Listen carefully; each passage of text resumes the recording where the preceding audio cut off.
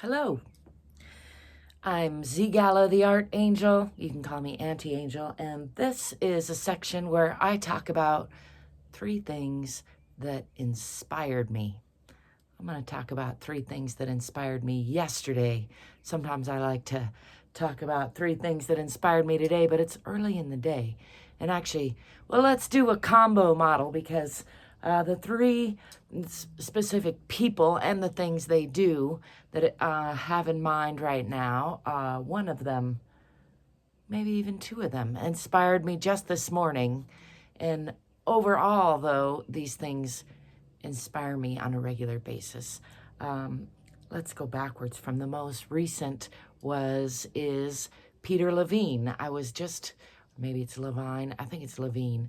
Anyhow, he's considered one of the, if not the forefathers of somatic healing. He talks a lot about how we store trauma in our bodies and how we need to process it somatically. That's with our body. So what inspired me just recently, I was listening to an interview with him, and he was talking about a trauma from his childhood that he had stored for decades, and even after he was so well known as the father of somatic healing, let's call it. I don't think that's his formal title, but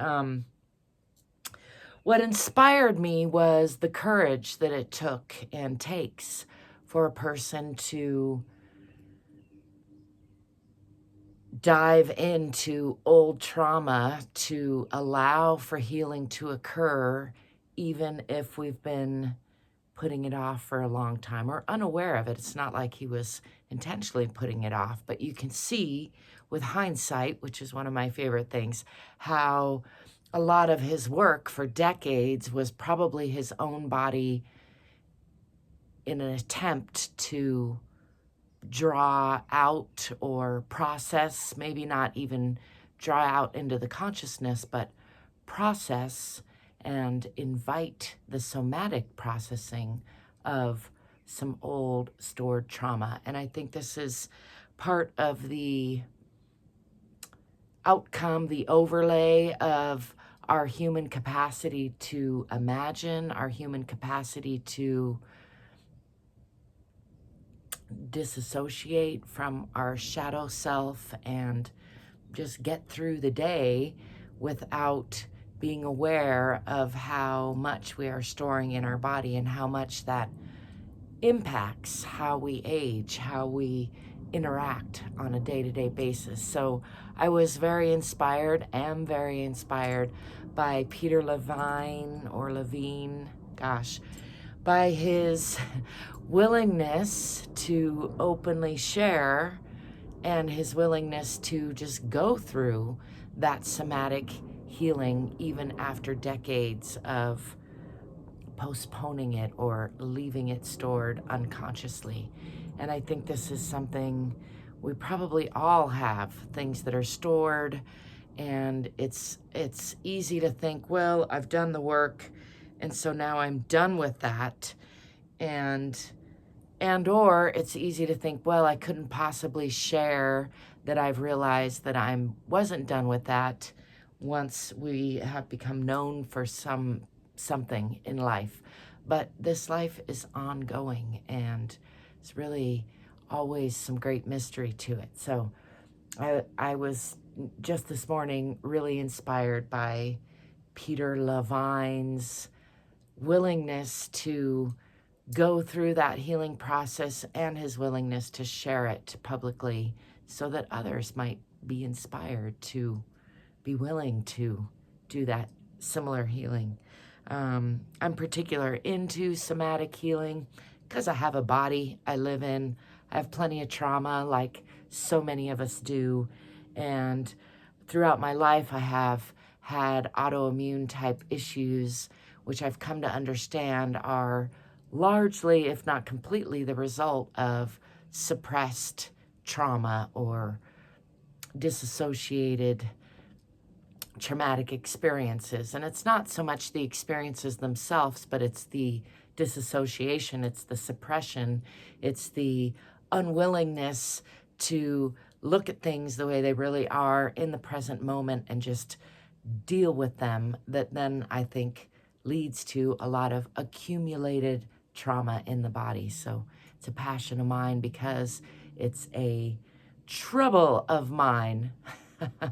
Another person who inspired me, who's inspired me many times and who just inspired me again this morning because I just happened to listen to his recent TED Talk, and that is Scott Galloway.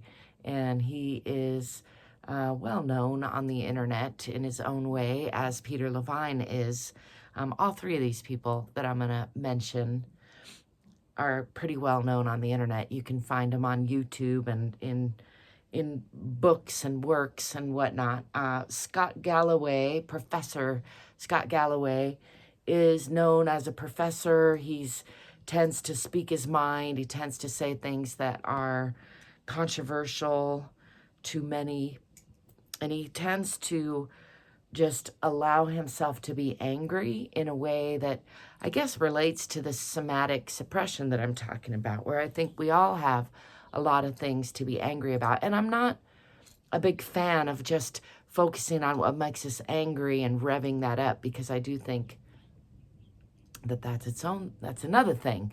But I am inspired by Scott Galloway's willingness to speak his mind, even when it's clearly upsetting to him and even when it might be upsetting to other people, because we need that truth telling. We need to be willing to face what's really going on. And I don't think that any one person's perspective is the totality of all perspectives, the only truth, the whole truth, and nothing but the truth, as I like to say. But I do think that all of our perspectives together make a more relevant perspective, if that makes sense. And and I think maybe too often, or for sure too often in this current PC culture, people are discouraged from expressing their dissatisfaction and discouraged from allowing themselves to be angry and share that. And I have tended to be a person who I've been accused of being brutally honest, for example, and I've allowed that accusation to temper me in a lot of instances. And it's not that I don't want to be tempered, and it's not that not that I want to encourage myself or others to rev up the anger necessarily, but I do think that it's important to express it when it comes up and to be honest about it. And Scott Galloway is someone who really has in the past and continues to, and again this morning, inspired me with his TED Talk, where he criticizes TED Talks, and he criticizes universities in a way that he feels, I was going to say justified in doing, because he has benefited from those he works as a professor and he's had a higher education. And, when he's having a TED Talk, criticizing TED Talks, I think is a brilliant way to demonstrate that here and now truth telling that is so important and increasingly rare, at least in our culture. So I'm inspired by that, and I hope that I can cultivate more of that in my own way. And last but not least is David Cho, who is an artist you may or may not have heard of. You've probably seen him or would recognize him if you saw him, if you're not familiar.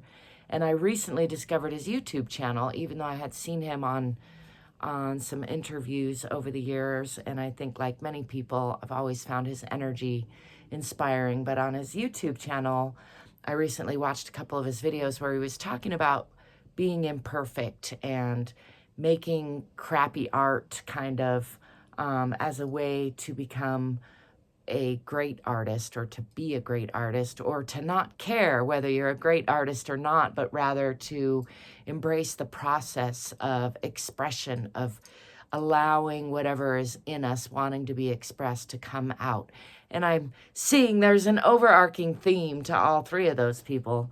And it is something as an artist myself that I aspire to do. And I don't aspire to do it because I think it's cool or because I think it's going to help you, although I do think it's cool and I do hope it helps you. But I aspire to do that because of the aforementioned trauma and the way that we have a tendency to store things in our body that then age us, that come out in twisted up, shadowy ways. So I find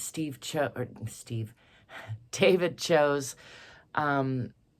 style of honesty and of embracing imperfection and demonstrating how that embracing of imperfection can lead to beautiful things, very inspiring to me. And that reminds me of what you see around me. I call the Head Hutt. It's a earthship inspired mega sculpture, which I built very much in that same framework of exploration, of being willing to make mistakes, of embracing imperfection.